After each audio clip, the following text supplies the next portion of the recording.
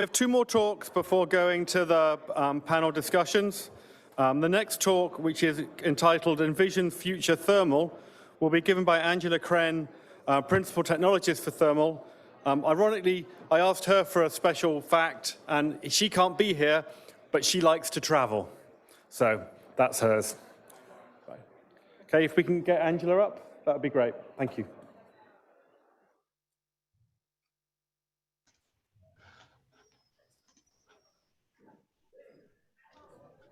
And can we stop the music? Oh, they really took me to heart when they thought I'd sing. All right, hello everyone. Can everyone hear me okay?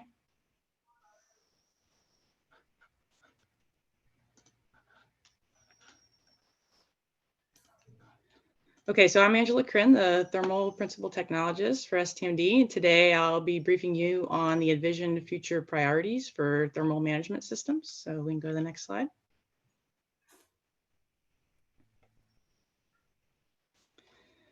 Advanced thermal management technologies are required to enable human missions to the moon and to Mars and support most of the strategic outcomes identified in STMD's strategic framework.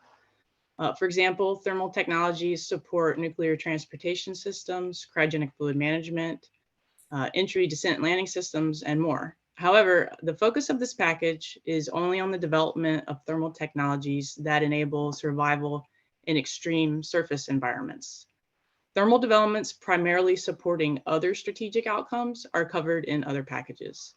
But since many of the technology areas highlighted here do contribute to other strategic outcomes, some of those overlaps are identified in later slides. Next slide. This is the Envisioned Future slide, which identifies high-level, long-term objectives for living and working on the moon. So operating in extreme surface environments requires equipment and systems able to withstand temperature variations from 400 to 35 Kelvin. Specifically, surface power systems require advanced methods of heat transport in order to maximize power conversion and to efficiently reject waste heat. Spacesuits need closed-loop heat rejection systems to minimize consumables required, and they need fabrics that are able to maintain optical properties for an extended lifetime. Science instruments must maintain operability through the full range of surface temperature variations, which requires variable heat rejection capabilities. For habitats, they likely won't be placed in permanently shadowed regions, but may still be subjected to extreme temperature variations between 400 and 100 Kelvin.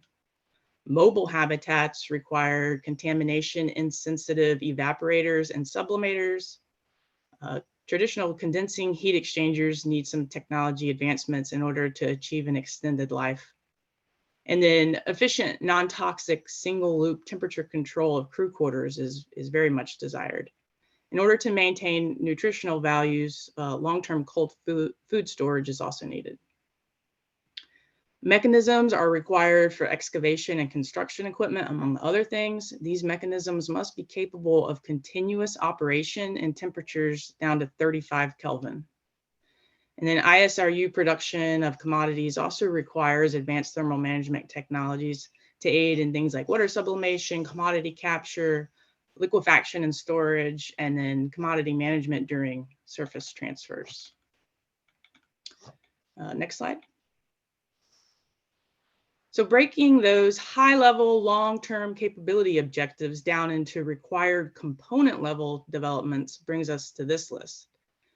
Captured here are the highest priority thermal technology areas whose development supports surviving in extreme surface environments in no particular order. Next to each area is a flight heritage-derived state-of-the-art metric. And then there's a summary of current NASA investments in this area, broken down by TRL areas. And then there's a long-term goal for each of the associated technologies. In some cases, there may be two unique sets of metrics in order to address multiple use cases. Next slide. This slide and the next two take a closer look at each of the high priority technology areas. First, the applications where developments in this area can be used is shown. And then next, a summary of known NASA-wide investments related to this area is listed. So this not only provides insight into ongoing activities, but also helps to identify key stakeholders. The next piece of information shown in each box is any known planned funding, because in some cases, there may be something upcoming, but the funding is still pending.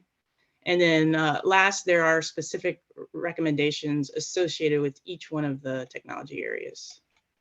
So starting with novel heat transfer fluids, they can benefit many surface functions such as life support systems, power systems, and potentially even things like ISRU.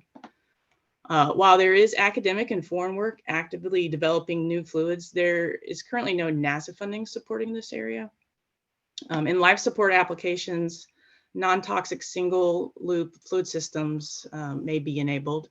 And in nuclear power applications, adequate heat transfer often requires 3 different working fluids due to thermophysical property constraints. In all applications, the more fluids required increases system mass and complexity.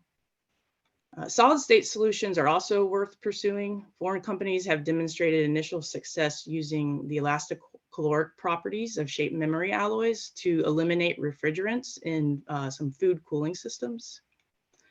If properly developed, this technology could not only be incredibly cross-cutting for space applications, but could also reduce greenhouse emissions that contribute to global warming.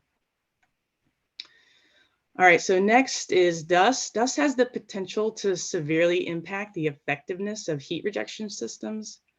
STMD has previously invested in development of dust mitigation technologies, but to date, none of these technologies have focused on their potential effectiveness when embedded within thermal control systems. Fundamentally, there is a need to characterize like how dust accumulation impacts radiator performance, and then understand the implications of implementing mitigation technology on components like radiator surfaces. Currently, there is a CLIPS demonstration plan that will include active electrodynamic shielding on a radiator-like coupon. And there was an FY22 SBR subtopic focus area for thermal considerations in dust mitigating systems that was recently released.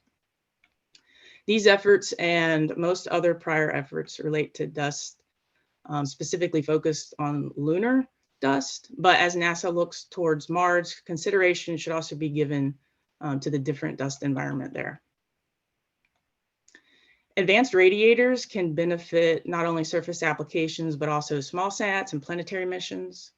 There are currently both STMD and small spacecraft technology investments addressing additive manufacturing of radiators to improve performance and reduce mass, deployability of radiators, and the integration of advanced heat pipes into radiator structures.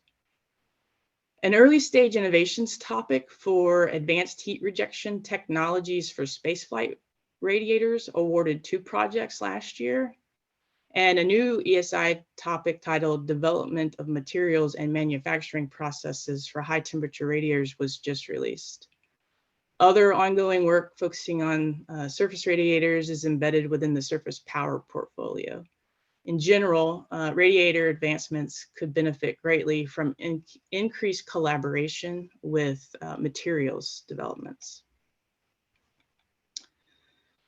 Improved thermal control coatings are required for surface systems, small sats, and planetary missions. And currently, both STMD and SMD have investments in thermal control coatings, working specifically on dust resistance, optimization of optical properties, and impact resistance, all of which will be critical to planned NASA missions.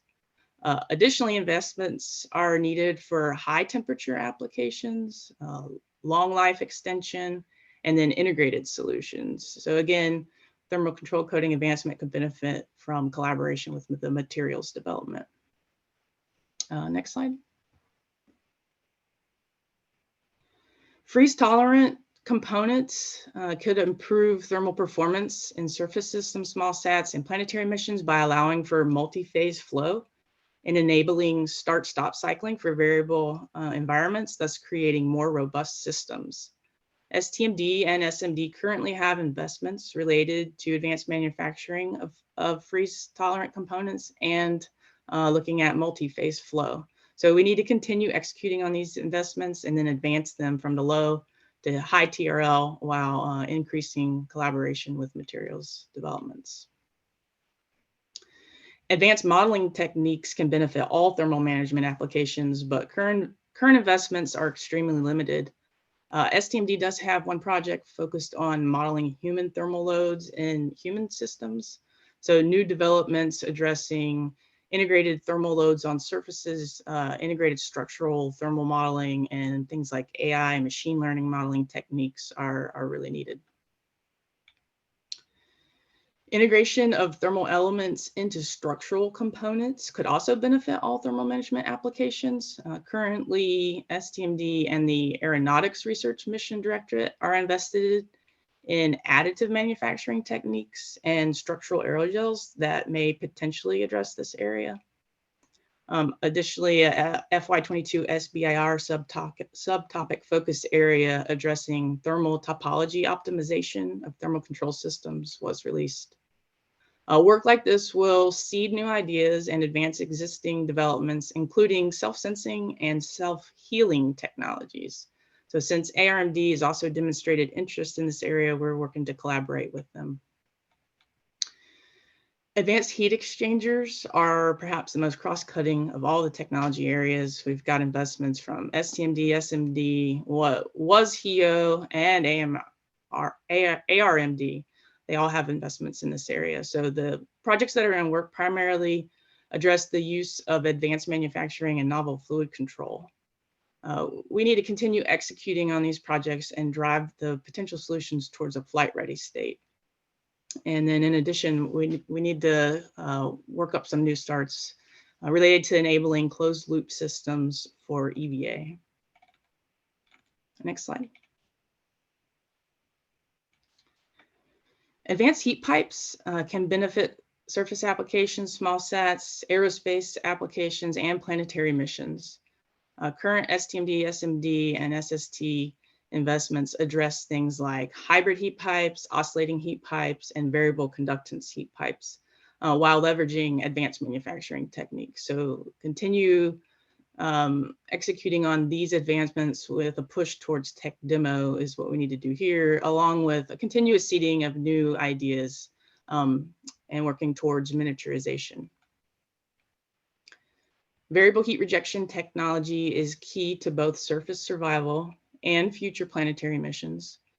Current investments are STMD funded and consider many different options for achieving variable heat rejection goals.